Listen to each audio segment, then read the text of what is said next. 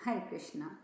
सुभद्रा आगे कहती हैं, वृषणिवंशी के सिंह, यदि तुम ऐसी प्रतिज्ञा करके अपने मंगलमय वचन का पूर्णतः पालन नहीं करोगे तो ये समझ लो कि सुभद्रा जीवित नहीं रहेगी, मैं अपने प्राण दे दूंगी।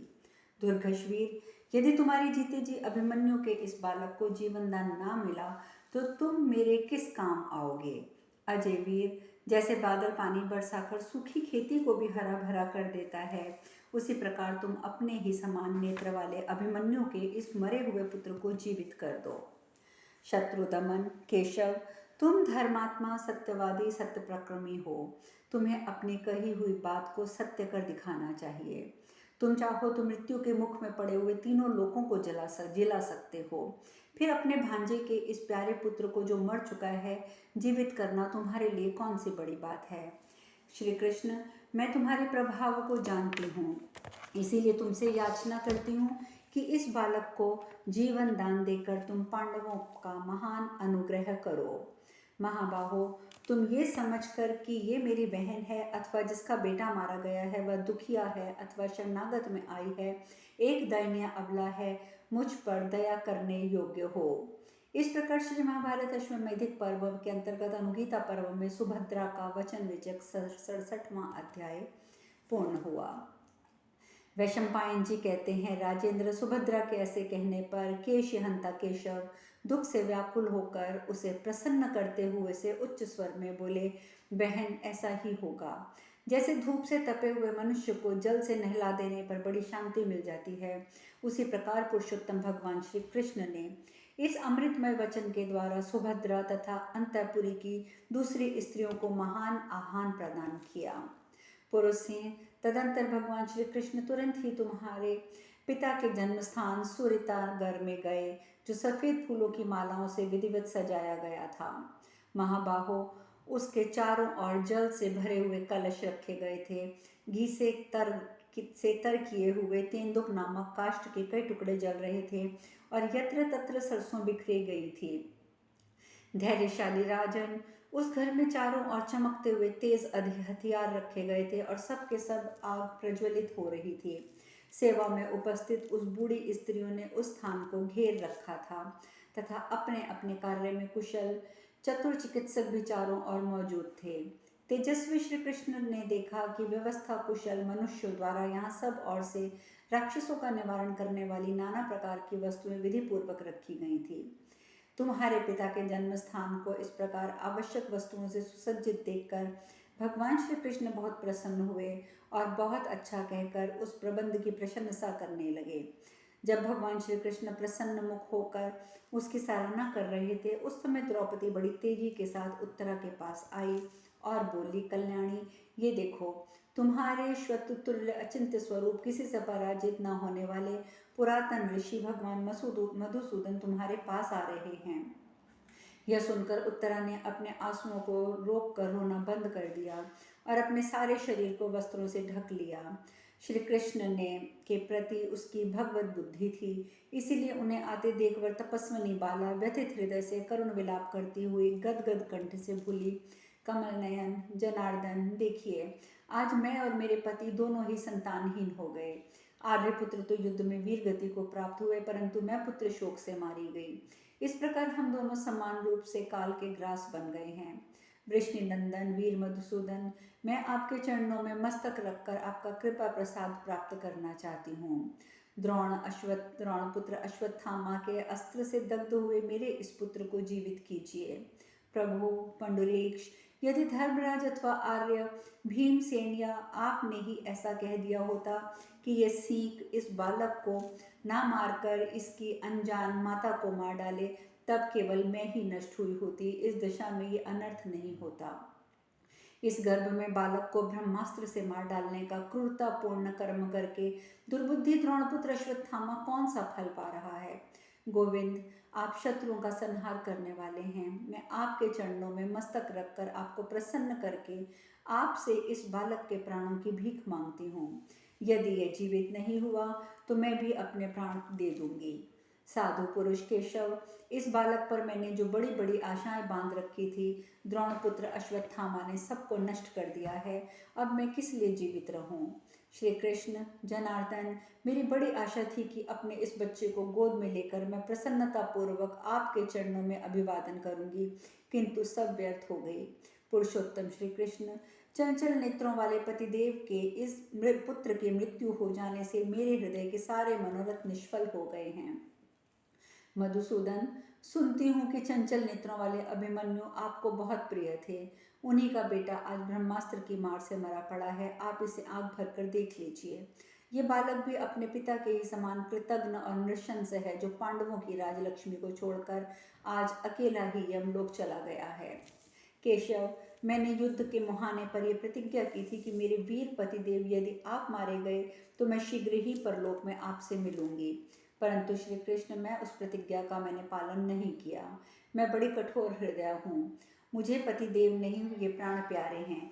यदि इस समय परलोक में जाऊं तो वहां अर्जुन कुमार मुझसे क्या कहेंगे? इस प्रकार श्री महाभारत अश्वत्थमेधाधिक पर्व में अनुगीता में उत्तरावर्ग का वाक्य विषयक 68वां अध्याय पूर्ण हुआ। वैशंपायन जी कहते हैं, जन्मेजय पुत्र का ये जीवन चाहने वाली तपस्विनी उत्तरा उन्मादनी सी होकर इस प्रकार दीन भाव से करुण विलाप करते हुए पृथ्वी पर गिर पड़ी। जिसका पुत्र रूपी परिवार नष्ट हो गया हो, उस उत्तरा को पृथ्वी पर पड़ी देखकर दुख से आतुर हुई कुंती देवी तथा भरत वंश की सारी स्त्रियां फूट फूट कर रोने लगी। राजेंद्र, 2 घड़ी तक पांडवों का ये भवन आर्तनाद से गूंजता रहा। उस समय उसकी ओर देखते नहीं बनता था।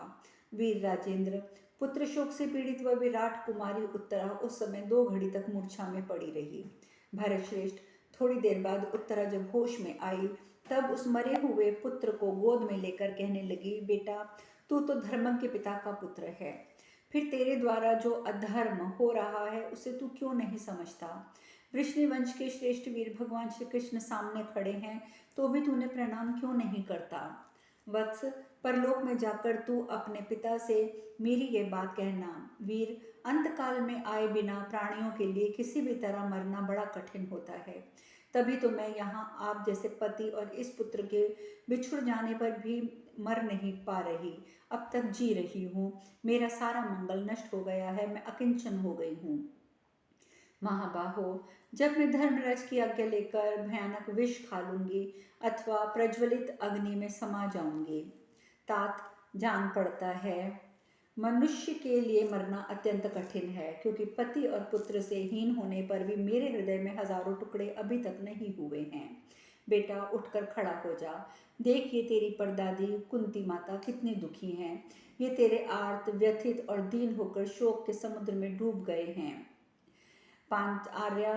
आर्या पांचाली अर्थात द्रौपदी की ओर तो देख, अपनी दादी तपस्विनी सुभद्रा की ओर और दृष्टिपात कर, और व्याध के समान बाणों से बिंदी हुई हरिणी की भांति अत्यंत दुख से आर्त हुई मुझे अपनी माँ को देख ले।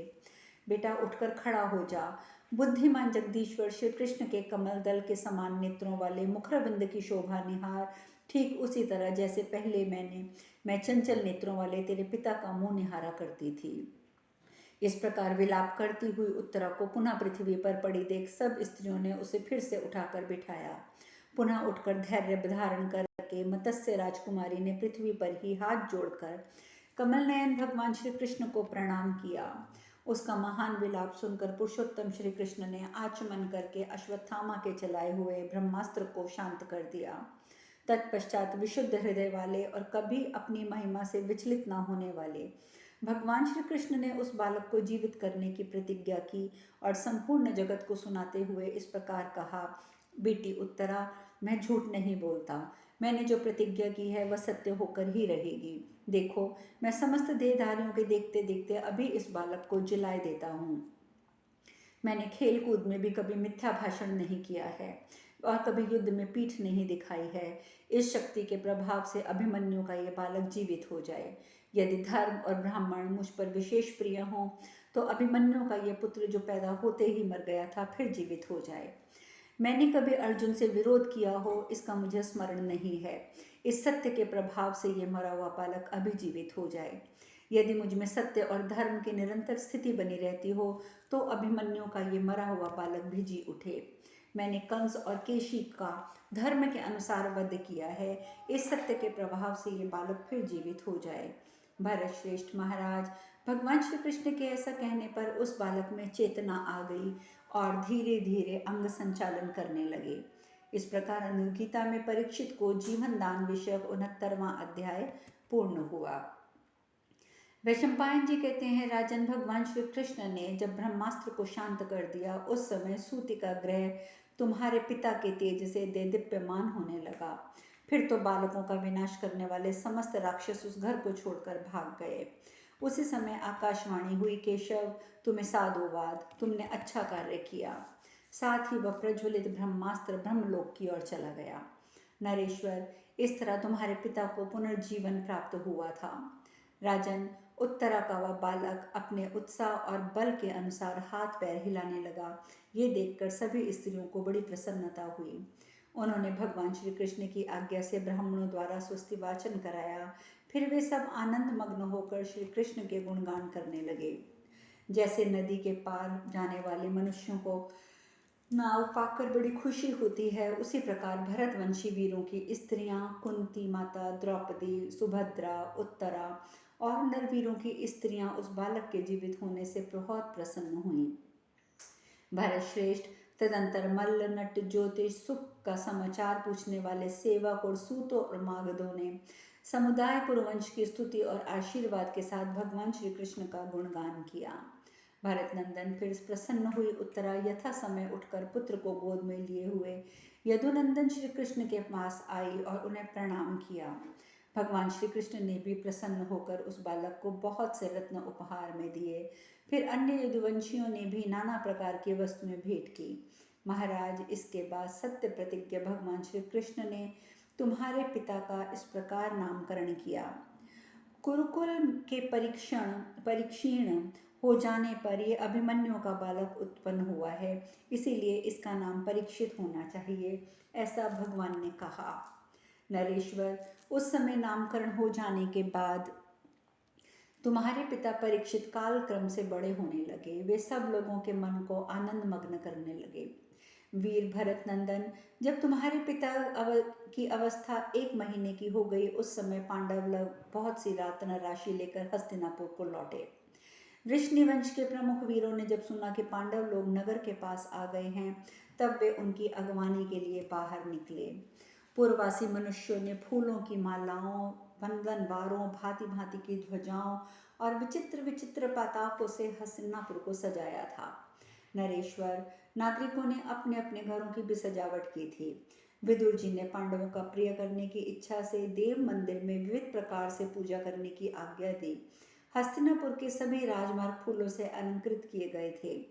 नाचते हुए नर्तकों और गाने वाले गायकों के शब्दों से उस नगर की बड़ी शोभा हो रही थी, जहाँ समुद्र की जलराशि की गर्जना के समान कोलाहल हो रहा था। राजन, उस समय वह नगर कुबेर की अलकापुरी के समान प्रतीत होता था। वहाँ सब और एकांत स्थानों में स्त्रियों सहित बंदीजन खड़े थे, जिनसे उस पुरी की शोभा बढ़ रही थी। उस समय हवाई झोंकों के नगर में सब और पताकाएं फहरा रही थी, जो दक्षिण और उत्तर कुरु नामक देशों की शोभा दिखाती थी। राजकाल संभालने वाले पुरुषों ने सब और ये घोषणा करा दी थी कि आज समूचे राष्ट्र में उत्सव मनाया जाएगा और सब लोग रत्नों के आभूषणों और उन्नत गहने कपड़े पहनकर उत्सव में सम्मिलित हों। इस प्रकार पांडवों का आगमन विषयक 70वां अध्याय पूर्ण हुआ।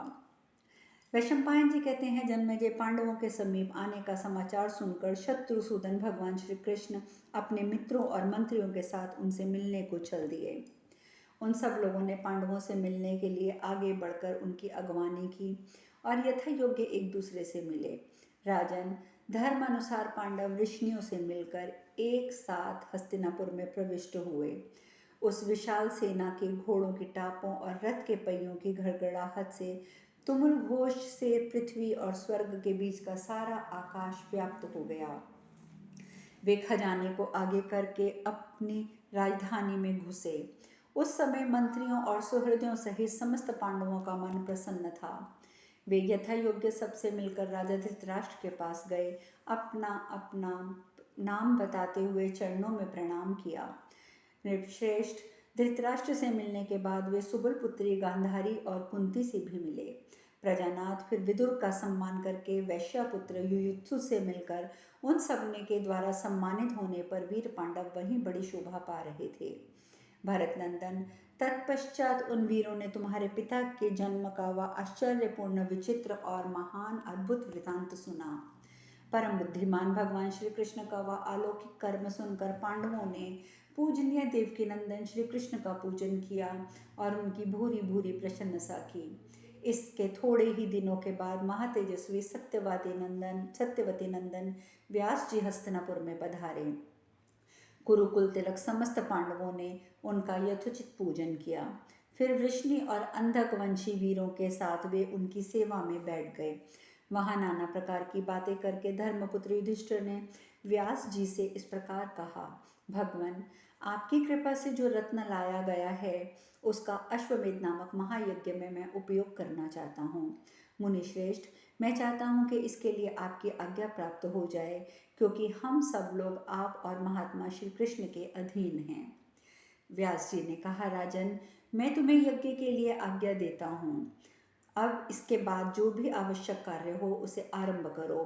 विधि पूर्वक दक्षिणा देते हुए अश्वमेध यज्ञ का अनुष्ठान करो। राजेंद्र, अश्वमेध यज्ञ समस्त पापों का नाश करके यजमानों को पवित्र करने वाला है। उसका अनुष्ठान करके तुम पाप से मुक्त हो जाओ, इसमें संशय नहीं है। वैशंपायन जी कहते हैं, कुरुनंदन व्यास जी के ऐसा कहने पर धर्मात्मा कुरुराज युधिष्ठिर ने अश्वमेध यज्ञ आरंभ करने का विचार किया। श्री कृष्ण द्वैपायन व्यास से सब बातों के लिए आज्ञा ले प्रवचन कुशल राजा युधिष्ठिर भगवान श्री कृष्ण के पास आए और इस प्रकार बोले, पुरुषोत्तम, आपको ही पाकर देवकी देवी उत्तम संतान वाली मानी गई हैं। मैं आपसे जो कुछ कहूँ उसे आप यहाँ संपन्न करें। यदुनंदन, हम आपके ही प्रभाव से प्राप्त हुई इस पृथ्वी का उपभोग कर रहे हैं। आपने ही इस अपने पराक्रम और बुद्धि बल से इस संपूर्ण पृथ्वी को जीता है। दहार्ष नंदन, आप ही इस यज्ञ की दीक्षा ग्रहण करें, क्योंकि आप ही हमारे परम गुरु हैं। आपके यज्ञ अनुष्ठान पूर्ण कर लेने पर निश्चय ही हमारे सब पाप नष्ट हो जाएंगे। आप ही यज्ञ, अक्षर, सर्वस्वरूप, धर्म, प्रजापति एवं संपूर्ण भूतों की गति हैं, यही मेरी निश्चित धारणा है। यह सुनकर भगवान श्री कृष्ण ने कहा, शत्रुदमन नरेश, आप ही ऐसी बातें कह सकते हैं। मेरा तो ये दृढ़ विश्वास है कि आप ही संपूर्ण भूतों के अवलंब हैं। राजन, समस्त कौरव वीरों में एकमात्र आप ही धर्म से सुशोभित होते हैं। हम लोग आपके अनुयायी हैं और आपको अपना राजा एवं गुरु मानते हैं। इसलिए भरत, आप हमारी अनुमति से स्वयं ही इस यज्ञ का अनुष्ठान कीजिए तथा हम लोगों से जिसको जिस काम पर लगाना चाहते हैं उस काम पर लगा देने की आज्ञा दे दीजिए। निष्पाप नरेश, मैं आपके सामने सच्ची प्रतिज्ञा करता हूँ कि आप जो कुछ कहेंगे मैं वो करूँगा। आप राजा हैं, आपके द्वारा यज्ञ होने पर भीमसेन, अर्जुन, नकुल, सहदेव को भी यज्ञ अनुष्ठान का फल मिल जाएगा। इस प्रकार श्री महाभारत अश्वमेधादिक पर्व के अंतर्गत अनुगीता में श्री कृष्ण और व्यास के युधिष्ठिर को यज्ञ करने के लिए आज्ञा विषयक 71वां अध्याय पूर्ण हुआ। अब शेष कथा कल। हरे कृष्णा।